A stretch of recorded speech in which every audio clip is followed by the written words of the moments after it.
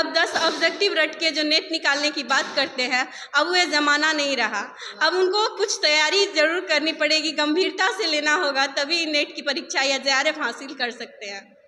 यही सब लड़कियां हैं जिसको देखकर कोई भी अभिभावक अपनी बच्ची को, अपने बच्चे को बाहर पढ़ने के लिए भेजती है, क्योंकि ऐसी ही लड़कियां सफलता की जो एक नई नई ऊंचाई हासिल करती है, जिससे कि परिवार का, समाज का, मोहल्ले का, गांव का और ज़िले का नाम रोशन होता है।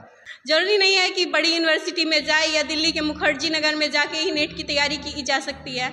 बच्चे जहाँ भी हौसला रखें, अपनी योग्यता रखें, पढ़ने की अंदर से मतलब मोटिवेशन हो, तो स्टूडेंट कहीं भी सफलता हासिल कर सकता है। ज़रूरी नहीं है जो वो दिल्ली यूनिवर्सिटी या फिर जवाहरलाल नेहरू यूनिवर्सिटी का ही स्टूडेंट। अच्छा, तो 20 किताब नहीं पढ़ेंगे तब तक नेट या JRF उत्तीर्ण करना मुश्किल है, तो इस पर क्या कहेंगे? क्योंकि आप कितना किताब पढ़े थे, मैं ये जानना चाहता हूँ। नहीं, मैंने इतनी सारी मोटी मोटी किताबें नहीं पढ़ी। मैंने बस सिलेबस उठाया जो UGC के द्वारा दिया गया है। सिलेबस के हिसाब से मैंने पढ़ाई की। सिलेबस में जो भी है बस उतना ही पढ़ा, और उसके अलावा बेस के तौर पे रामचंद्र शुक्ल है, दृष्टि का गाइड है, वो एक दूने उत्साह के साथ उठकर तैयारी किया और तीसरे बार में JRF हासिल की। 3 बार से परीक्षाएं हो रही है, उनमें यूनिट 5 से लेकर यूनिट 10 पे फोकस किया जा रहा है। तो उसी के हिसाब से यूनिट 5 से लेकर यूनिट 10 तक जो भी सिलेबस में है, जितनी रचनाएं, उनके बारे में गुड़ जानकारी होनी चाहिए। और साथ ही यूनिट 2 जो है हिंदी साहित्य का इतिहास, उस पर स्टूडेंट को अच्छे से। नमस्कार, दर्शनसुधाकर.com पर आपका स्वागत है।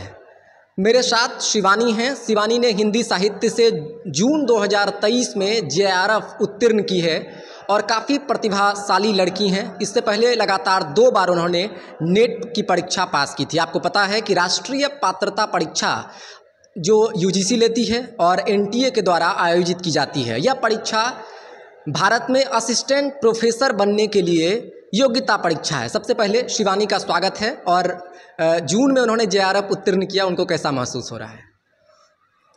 बहुत अच्छा लग रहा है हमें।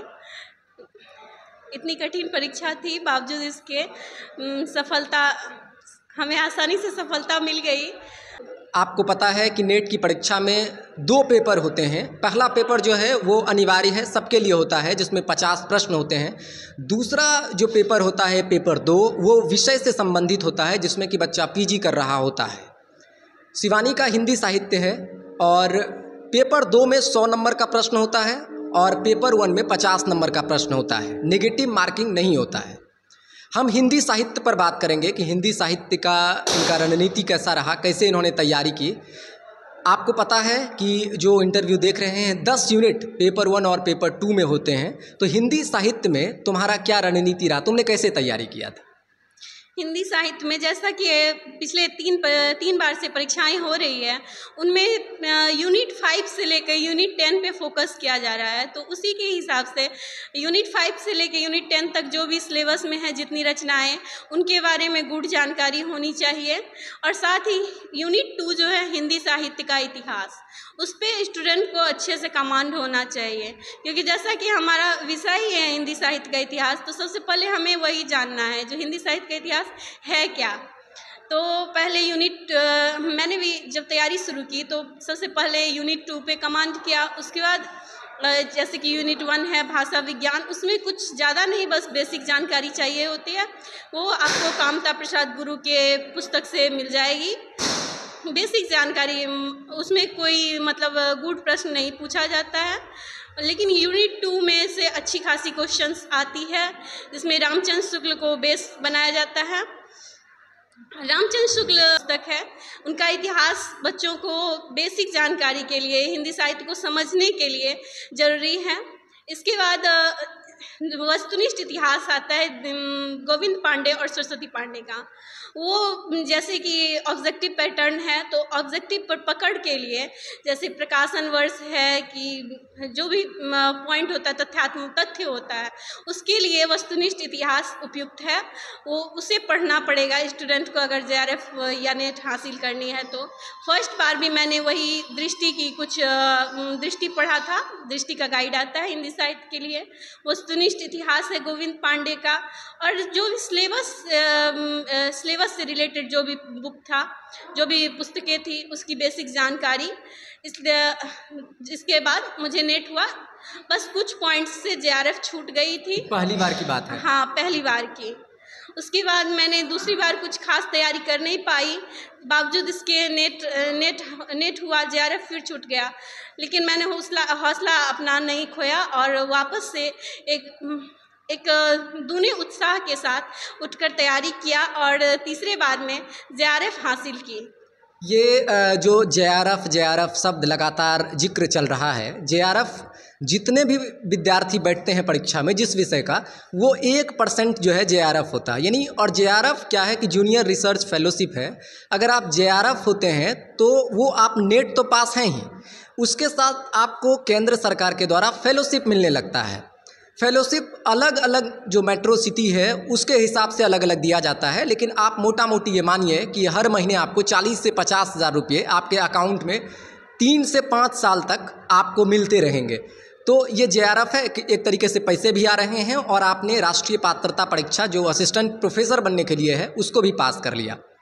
तो लेकिन शिवानी, मैं ये जानना चाहता हूँ कि जैसे कि बहुत सारे टीचर, यूट्यूब पे बहुत सारे लोग या बूढ़े बुजुर्ग बहुत सारे प्रोफेसर बताते हैं जब नेट की तैयारी करना है तो नगेंद्र का इतिहास पढ़ो, राम चतुर्वेदी का इतिहास पढ़ो, आधा इतिहास पढ़ो, और उसके बाद शुक्ल जी का इतिहास पढ़ो, 20-25 किताबों का एक नाम बता देते हैं। तो बच्चे को लगता है जब तक वो 20 किताब नहीं पढ़ेंगे तब तक नेट या जेआरएफ उत्तीर्ण करना मुश्किल है। तो इस पर क्या कहेंगे, क्योंकि आप कितना किताब पढ़े थे, मैं ये जानना चाहता हूँ। नहीं, मैंने इतनी सारी मोटी मोटी किताबें नहीं पढ़ी, मैंने बस सिलेबस उठाया जो यूजीसी के द्वारा दिया गया है। सिलेबस के हिसाब से मैंने पढ़ाई की, सिलेबस में जो भी है बस उतना ही पढ़ा, और उसके अलावा बेस के तौर पे रामचंद्र शुक्ल है, दृष्टि का गाइड है, वस्तुनिष्ठ इतिहास है, इसके अलावा खुद से नोट्स बनाया और उसी को पढ़ के जो भी हासिल किया। नोट्स कैसा बनाया? नोट्स जो है एक तरीके से कौन सा नोट्स बनाया, किस टॉपिक का नोट्स बनाया, ताकि जो विद्यार्थी देख रहे हैं वो समझ सकें? सबसे पहले तो यूनिट 2 हिंदी साहित्य का इतिहास, उसका नोट्स बनाया। उसके बाद यूनिट 5 से लेकर यूनिट 10 तक का नोट्स बनाया। खुद से बनाया हुआ नोट्स हमें एग्ज़ाम के समय में कुछ ज़्यादा मेहनत नहीं करनी पड़ती है, बस उसको एक बार पलटा के देखना होता है। चूँकि वो खुद से लिखा रहता है इसलिए उसको याद करने की या ज़्यादा दिमाग पे प्रेशर डालने की ज़रूरत नहीं होती है, बस पलटा के देख लीजिए, आपको एग्ज़ाम में एकदम हूबहू याद आ जाएगा। उसमें ज़्यादा मेहनत करने की ज़रूरत नहीं होती है, इसलिए सबसे मेन बात होता है कि खुद से नोट्स बनाएं।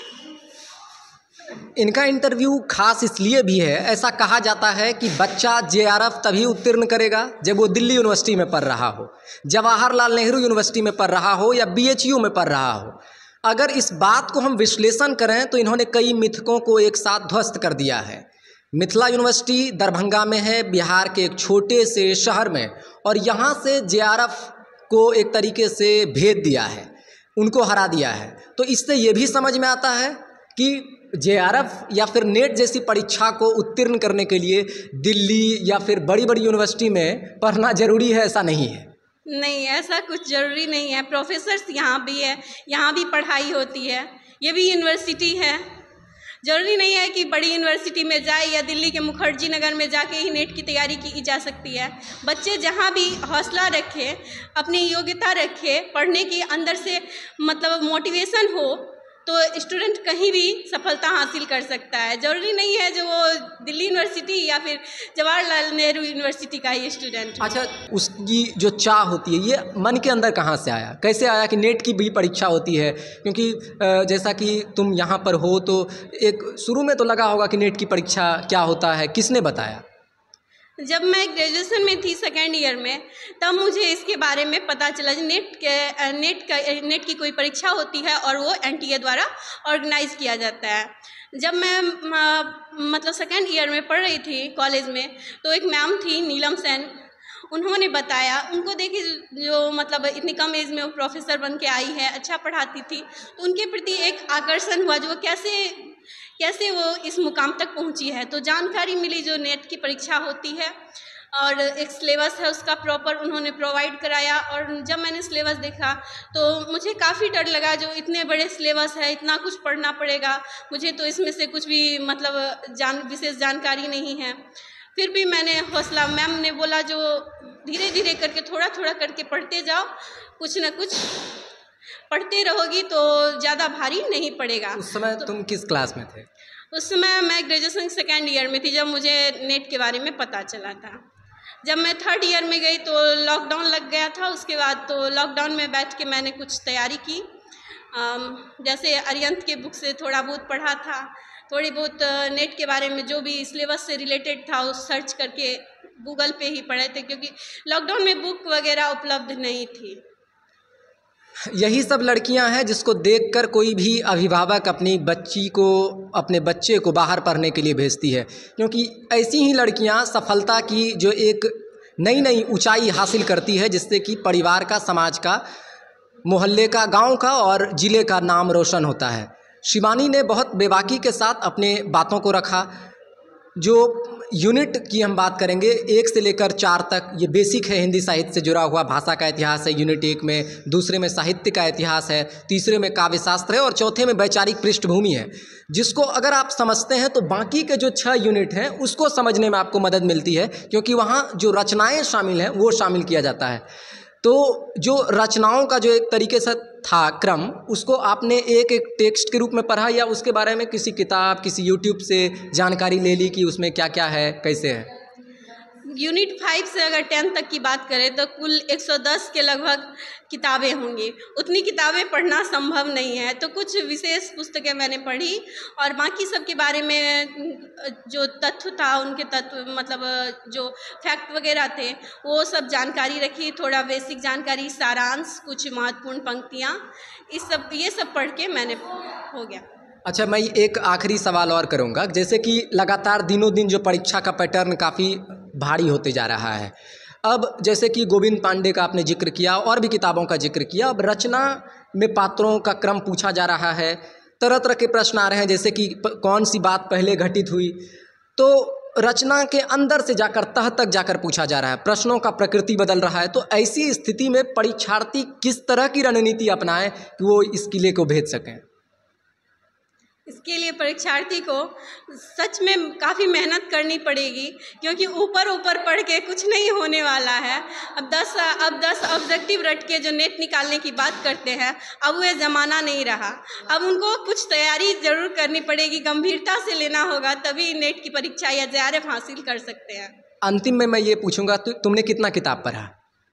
मैंने वही 3 से 4, उससे ज़्यादा नहीं। जो शुरू में तुमने जिक्र किया। और असिस्टेंट प्रोफेसर बनने के लिए नेट की परीक्षा पहला कदम होता है। उम्मीद करते हैं कि शिवानी आने वाले दिनों में असिस्टेंट प्रोफेसर बनकर इस हिंदी विभाग का नाम रोशन करें, अपने ज़िले का, अपने परिवार का, अपने राज्य का। महिला सशक्तिकरण का उदाहरण इससे बढ़िया क्या हो सकता है? ऐसे सब लड़कियों को देखकर दूसरे लड़कियों के मन में पढ़ने के लिए एक प्रेरणा मिलेगा। इस वीडियो का यही उद्देश्य है। तो आप दर्शनसुधाकर.com देख रहे थे। बने रहने के लिए आपका बहुत बहुत धन्यवाद।